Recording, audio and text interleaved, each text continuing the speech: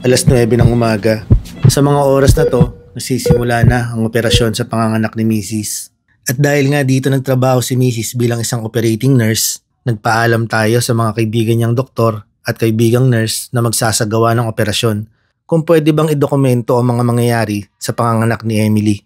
At sa vlog na ito, matutunghayan ng bawat isa sa inyo ang lahat ng kaganapan sa panganganak para sa huling baby namin ni Emily. Pupunasan na nga kita. Talak ko muna. Meron bang wala bang pwedeng ano yan? Do not disturb. Sinabon mo yan? Ano? Yung Bioderm. Dapat yung dab. Puta, napakaselan mo naman. Natanggalin mo yung ano ko muta ko. Saan? Nasaan ba ang muta? Nasa mata. Halos kagigising lang ni Emily. Ako, hindi ako masyadong nakatulog. Hindi ko alam, pero kinakabahan talaga ako. Alam ko na mas matindi ang kabang nararamdaman ni Mrs. ngayon, kaya ang magagawa ko lang ay patawanin siya para kahit papaano mabawasan yung takot na nararamdaman niya. So 3 hours na lang bago manganak si Mrs. Dadaling ko muna sa NICU itong mga damit ni baby para paglabas ni baby, okay na lahat. Ito pala, sumobra ako. Ito ba yun? Ito po yung damit para kay Emily Dizon po, sa baby na pinapadala po. Thank you. So, ilang oras na lang, halos 2 hours na lang bago manganak si Mrs. So, ako kinakabahan ako, na excited. Hindi ako nakabahan. Gagaling yung mga doktor ko eh. Yun ang gusto ko sa'yo. Nambubuhol ako pa.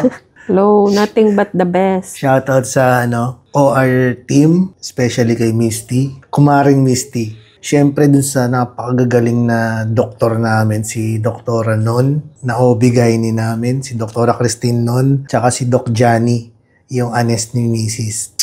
Ay, si Doc Non pa pala, mag-asawa yun eh. Yun yung pedya natin, si Doc Non. Siya rin yung pedya kay Asher, ayun. Sa mga oras na to, nilalagyan ko na nga pala ng diaper si Mrs. Tapos sabi niya sa akin, sukulayan ko siya para maayos man lang daw yung itsura niya bago siya operahan. Pero maya-maya, nagulat na lang ako sa mga sumunod na nangyari. Kamiyak.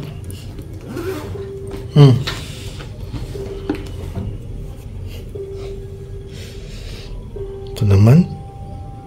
Umiiyak pa. Bigla na lang bumuhos sa mga luha. Ramdam mo yung lungkot sa bawat pagpatak. Hindi niya ako sinasagot kung ano yung dahilan. Sinabi niya lang sa akin yung mismong dahilan nung matapos na yung operasyon at ito yung wika niya. Nalulungkot ako para kay Asher. Hindi ko alam kung ano yung mararamdaman ko.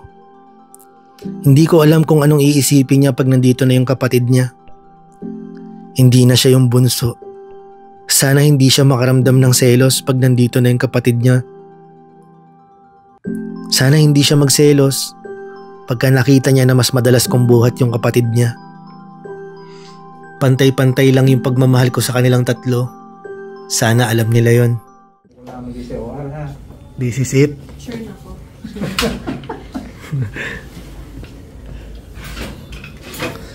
This is it. Ready ka na? Isabel, ikaw na bahala Bye-bye. Ma'am, umihi ka po bago nakaihi pa ako. Ano oras po huling inom kain? 11? 11, okay. Sabado kayo, sir? Nakakabahan ako, tol. First time mo, sir? Ito yung ba? Pangatlo mo na to, sir. Nakakabahan ako.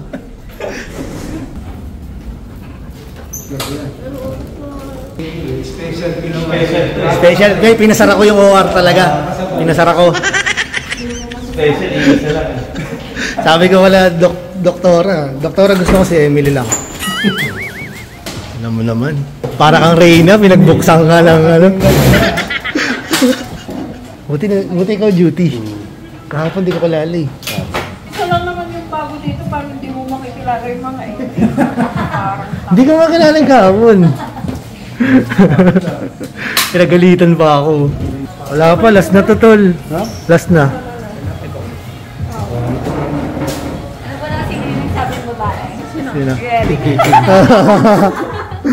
Bye. Love you. Ay, lagot ka yung cellphone mo. So, papasok tayo sa OR, guys.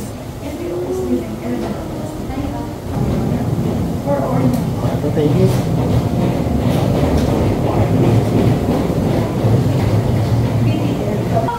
So, ngayon, naghihintay ako dito. Tatawagin tayo pag pwede na tayong pumasok sa loob. So, BP daw si Emily. Mataas yung BP niya. 160/90. Pero dahil kinakabahan lang daw. So, mamaya, i-check ulit nila. Hina naman. Hina eh. Ano, tao lang eh. So, yun yung anest. Si Doc Johnny. So, nandiyan na yung OB, si Dr. Anon. Mag-i-start na guys. Nakabahan ako. Mamaya tatawagin tayo kung pwede tayong pumasok doon. So, ulitin ko lang guys, kaya ako nakakapasok dito sa OR kasi dito nagtatrabaho si Mrs. No, nurse siya sa OR. So, perks to. Pero bawal talaga. Sa mga oras na to, kinakabahan talaga ako sa masasaksihan ko. Pero maswerte ako dahil pinayagan ako ng mga kaibigan niyang nurse at kaibigan niyang doktor na masaksihan lahat ng bagay na to. Mas lalo kong na-appreciate yung trabaho ng asawa ko. Hindi pala madali maging isang operating nurse at napahanga talaga ako sa mga ginagawa nila. Sa mga hindi nga pala nakakaalam, parehas kami nasa medical field ng asawa ko. Ako naman, isa akong medical technologist. Matapos ko masaksihan yung mga bagay na to, masasabi ko na magkaiba talaga yung mundong ginagalawan namin sa ospital. Gising nga, gugutom na nga yan eh.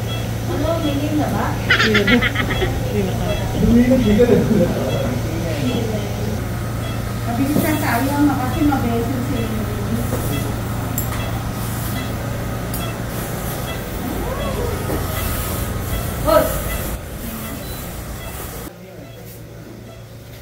Hi vlog.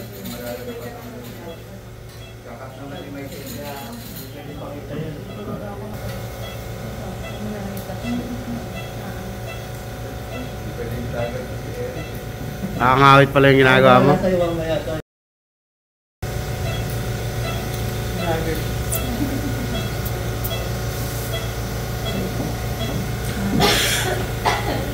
Ready mo yung tissue.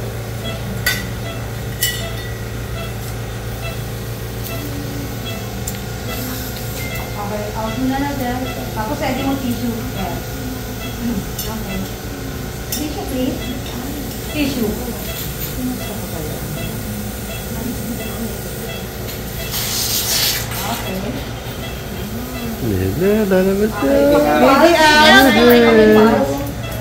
Meron pa?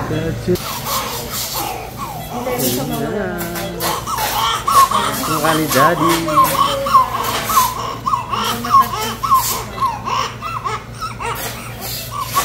Baby, mukha ni Dylan.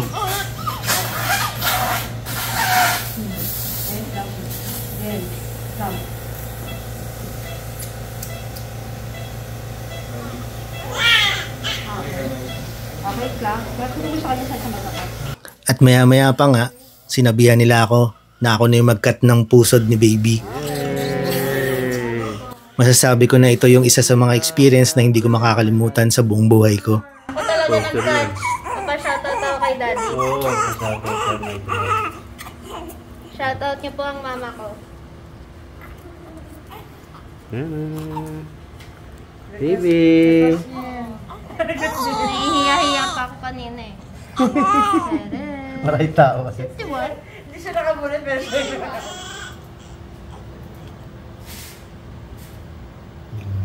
Tapak ni baby. God. Hindi siya umiiyak. Napakasakit niyan. Ayan na, umiyak na. Tawagin na si Daddy. Lumabas na saglit. Ano ba pangalan kay Eric? Sabi mo kanina. Kilay ata. Kilay? Kilay Franco. Kilay. Ay, wow, talaga. Franco. Balat na balat na.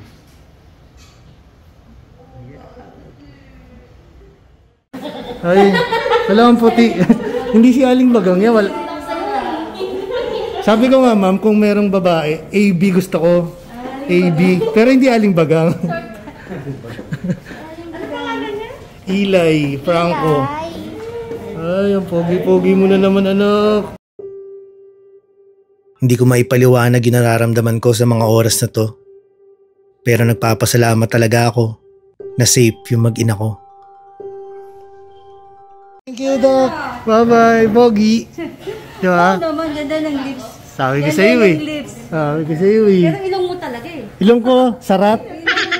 Sarat. Ay, thank you so much. Dinidilat na. Dilat mata, dilat mata, dilat. Ayan. Eh. Ayan, dilat ka. Thank you, Doktora. Thank you, OR team. Dilat. Hello, baby.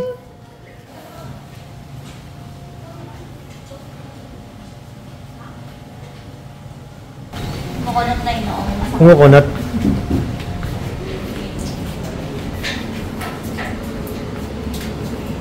Gising ka? Kamusta ka? Ha? Okay lang. Okay ka lang? Galit. Okay ka nga lang, galit ka na eh. Ay, lumitin siya, Nwart. Malamang. Yes, di ka na mahirapan. Ang pogi ng anak mo. Ang pogi ng anak mo. Anak ko yan eh. Anak natin yun, sira ulo ka ba? Sakit? Nararamdaman ko. Naramdaman mo? Si Asher okay lang. Nandun sila sa taas. Kachat ko sila Arnie, sila Tita Ame. Hindi mo akalain ng 3.2 eh. Kaya nga, buti mabot ng 3.2. Kahit nandito na si Eli, huwag kang bumangon, ba't umaano yung ulo mo? Malapit ko, nahihinig ka. Ah. Okay na lang yung isip mo. Ang unang tanong niya kung kumpleto daw ba yung si Eli. Oh. Sino na naman kamukha mo? Gutom na, tinahanap yung boobs mo.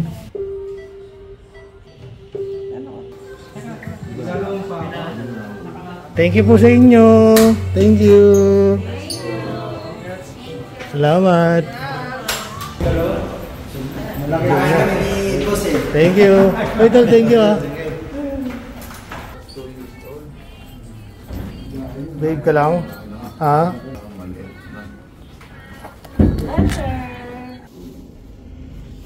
May Folicat ka, ma'am. Nakatouch siya, urine bag. Yun lang naman, ma'am. NPO until 7. Until further order. Tas, ma'am, wag po nating iangat yung ulo natin, ha? Huwag mo daw angat yung ulo mo ha. Huwag makulit. Tsaka magkaroon ka ng spinal headache. Napakasakit. Yes.